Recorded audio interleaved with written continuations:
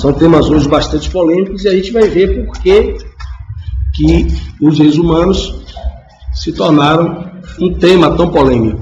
Eu vou direcionar essa aula tocando em alguns pontos principais, dentro de uma dimensão histórica, para que vocês entendam um pouco o surgimento de algumas ideias e as transformações. E a partir daí, essa aula e todo o material que está na sala virtual vai servir de orientação para vocês. Esse tema de direitos humanos ele é polêmico até no que diz respeito à sua origem. Desde o período antigo, na própria filosofia antiga, você já encontra ideias relacionadas a uma concepção do ser humano ter ou não direitos que lhe seriam próprios. Eu vou usar essa palavra aqui, próprios. Por quê? Porque o essencial que vai mudar aí no transcorrer dessa história do mundo ocidental, particularmente, hoje a ideia de direitos humanos tem um caráter mais universal, mas primeiramente nós temos que pensar na sua origem, no seu elemento contextual, formação do mundo ocidental. O que vai mudar essencialmente são as fundamentações. Isso que eu estou dizendo, direitos que seriam próprios. Não usei propositalmente a palavra natureza, porque essa palavra vai ser muito importante. Em alguns momentos, esse direito vai ser concebido como tendo uma fundamentação de origem divina, em outros momentos, como tendo uma fundamentação de origem natural, próprio da natureza humana. O certo é que, em rápida síntese, nós temos, de fato, essa concepção nas, pelo menos, 3 principais culturas e civilizações que formaram o mundo ocidental: a judaica, a grega e a romana. Na Idade Média, muitas dessas concepções elas começam a ganhar um ressignificado. O aparecimento do cristianismo tem um papel importante nessa questão, porque ele vai ressignificar. Não é muito apropriado falar, se associar tudo a capitalismo, como se faz hoje. O cristianismo ele vai muito mais ressignificar instituições que são herança exatamente dessas 3 civilizações, grega, judaica e cristã. Nossa família, por exemplo, não poderia ser outra senão a patriarcal, são dessa origem. Judaica, família patriarcal; grega, família patriarcal; romana, família patriarcal. O que o cristianismo vai fazer é começar a dar novos significados. Isso para mostrar a vocês a influência que tem o cristianismo também nessa concepção de direitos. Por quê? Porque aí passa também a ressignificar ideias sobre um direito ligado ao ser humano das civilizações mais antigas. Essa ideia passa a ter um outro significado, porque nós passamos a uma concepção de que temos direitos porque somos filhos de Deus. Ou seja, uma concepção de direitos ligada à dimensão teológica, divina, religiosa. Mas, de modo geral, os grandes autores que lidam com essa questão, eles falam a respeito de um marco. Essa concepção de direitos, ela começa com a modernidade, porque você começa a ter uma outra concepção de direitos, uma outra concepção de ordenamento jurídico, uma outra concepção de fundamentação e origem da lei, diferente da que vinha até então. Com a modernidade, a ideia de razão, do homem como um ser racional, ganha um outro significado. E esse significado vai cada vez mais abolir o fundamento anterior, a ideia de religião, as concepções teológicas relacionadas à concepção do ter e do fundamentar o direito. Então aí nós podemos começar a explorar melhor o tema do nosso encontro, exatamente quando a gente começa a procurar entender a formação desse pensamento moderno naquilo que diz respeito ao nosso assunto, que é exatamente aquilo que se passou a chamar de direito natural. Essa ideia de direito natural passa cada vez mais a estar literalmente associada à ideia de direitos de natureza, cada vez mais se afastando dessa concepção de direito no sentido divino.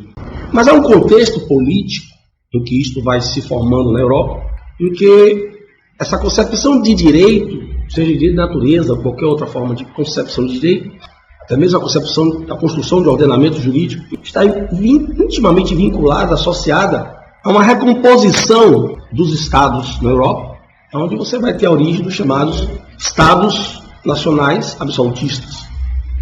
E esses estados absolutistas trazem uma grande discussão para a seara do direito, que está na origem dos nossos dilemas atuais. Ou seja, é preciso um Estado para criar e manter uma ordem. Mas já se reconhece a partir do Renascimento, e aí quando você entra pelo século XVI, XVII principalmente, já há uma certeza de que é preciso também pôr limites a essa atuação do Estado. Preste bem atenção nisso. Então o dilema fica, bom, o ser humano precisa de determinados direitos, dentre eles, por exemplo, a liberdade, porém, a coisa não pode ser assim, solta. E como dizia um dos grandes autores modernos, Thomas Hobbes, quando ele escreve o Leviatã, que ele diz, só há uma boa lei onde há uma boa espada. Ou seja, esse dilema entre a ordem e a liberdade, entre o Estado e a liberdade, entre o direito e a liberdade, vai marcar as principais discussões que vão envolver essa questão do direito de natureza. Por natureza, eu tenho direito à liberdade, mas em que medida eu tenho direito a essa liberdade? O que fundamenta essa liberdade? Mesmo que eu afaste a ideia de uma concepção divina, que eu sou livre porque eu sou filho de Deus, mas ainda assim é evidente que eu não posso fazer o que eu quero porque eu estou em meio a uma sociedade que eu não posso também ferir o direito dos outros. Então, como colocar limites a tudo isso? Esse vai ser o grande desafio. Isso é importante porque aqui no Brasil o pessoal costuma escrever manual muito resumido, distorce às vezes as ideias dos autores, né? E às vezes a gente começa muito do nosso estilo, como eu digo assim, julgar a história. A gente faz o bloco dos mauzinhos e o bloco dos bonzinhos. E aí a gente fica, cada um vai para um bloco que gosta e fica lá na sua torcida. E a coisa não é tão simples assim. Na verdade, ninguém estava querendo mal de ninguém. As pessoas estão querendo resolver um dilema. E aí, relacionado a essa questão, vamos acrescentar então mais alguns conceitos importantes para vocês entenderem como é que esses dilemas começam a ganhar, se não resolvidos, que quando acaba uma polêmica aparece outro, até hoje é assim, mas pelo menos uma luz no fim do túnel. Por isso que é importante a gente entender a concepção de um contrato social e, correlacionado a isso, a concepção de igualdade, liberdade e propriedade privada. Contrato social, liberdade, igualdade e propriedade privada. Eu não vou me ater aqui a um outro princípio muito importante desse momento, que é o princípio da vida, inclusive com a forte concepção do cristianismo, ainda que a vida foi um princípio, dentre todos, acarretou menor polêmica, porque no Brasil há um erro muito grande, porque quando se remete à concepção de propriedade privada, se traz logo a ideia aquela ideia marxista, e também passava erradamente do marxismo, que propriedade privada é coisa de rico. Aí quando você fala propriedade privada, você imagina logo lancha, fazenda, apartamento de luxo. Não. A concepção de propriedade privada, ela aparece fundamentalmente no século XVII e tem o seu registro maior dessa discussão exatamente no primeiro e segundo tratado de governo do filósofo inglês John Locke. Havia uma ideia de que nós, seres humanos, baseado na concepção, digamos assim, de um bom senso, que nós iríamos tentar viver uma sociedade razoável e que todos nós teríamos interesse nessa sociedade razoável. Esse momento aí da construção da teoria chamada contrato social, existe uma forte influência exatamente das viagens feitas pelos chamados exploradores às Américas e em outros continentes, mas particularmente as Américas. Os navegantes traziam notícias de sociedades que viviam quase que num paraíso, né? Aquela concepção. Século XVIII aparece a concepção do bom selvagem, aquele cara que já nasce bom, a sociedade que o corrompe, Rousseau. A partir de algumas ideias, esses teóricos eles vão construir uma ficção. O contrato social, na verdade, é uma ficção. Parte do pressuposto que todos nós vamos querer viver na sociedade de maneira razoável. Porém, logo se reconhece, evidentemente, que nós não somos tão santios assim. Em algum momento alguém vai passar os limites. Então, o que vai acontecer é que você começa a ter aí uma concepção de que teria a necessidade de construir um direito e um Estado, processo de informação, mas que os limites entre esse Estado e esse direito com relação ao indivíduo deveria preservar determinados pressupostos para que o indivíduo ficasse protegido das ações ilegais, das ações abusivas, injustas, ou mesmo dos excessos cometidos pelo Estado e pelo seu governante.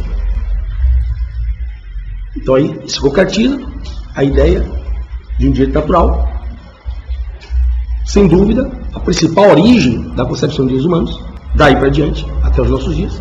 Como é que de fato, que realmente eu vou poder preservar esta liberdade. E isso é muito importante, porque nós vamos começar a entender, de fato, a essência fundamental da concepção de propriedade privada, que não tem nada a ver com questão materialista, nem pecuniária. A discussão sobre propriedade privada começa exatamente em que eu preciso ser dono do meu corpo. Na modernidade se concretiza a concepção que eu, para ser livre, primeiramente, a diferença entre eu e o escravo não é o ir e vir.